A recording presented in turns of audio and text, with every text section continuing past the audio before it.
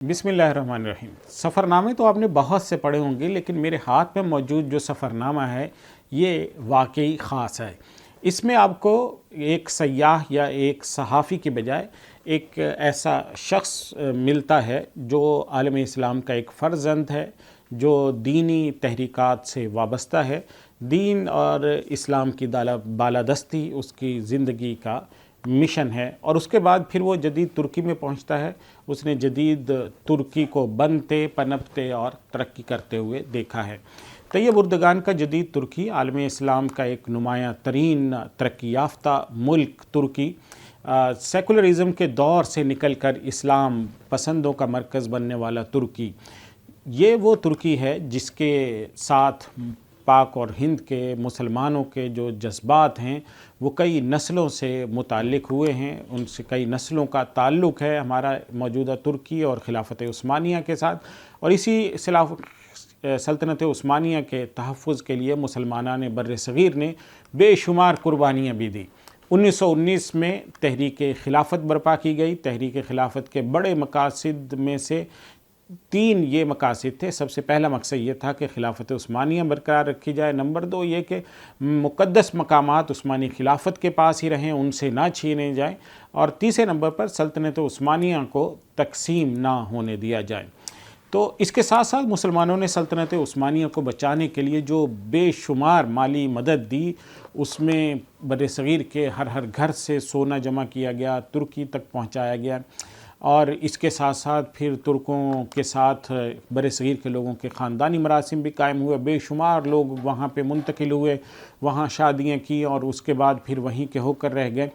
और सैकड़ों हिंदुस्तानी सल्तनत उस्मानिया की तरफ जंग लड़ने के लिए रवाना हुए, सल्तनत उस्मानिया की फ़ौज का हिस्सा बने। और ख़ुसूसन जो जज़ीरा नुमाए अरब है वहाँ पे बेशुमार मुसलमान हैं जिनकी कब्रें वो बन गईं और उनका नामो निशान, कोई डेटा, कोई नाम महफूज नहीं है, लेकिन ऐसी तादाद हज़ारों में है जो मुसलमान यहाँ से हिजरत करके गए, सल्तनत उस्मानिया के शाना बशाना लड़ते हुए शहीद हो गए।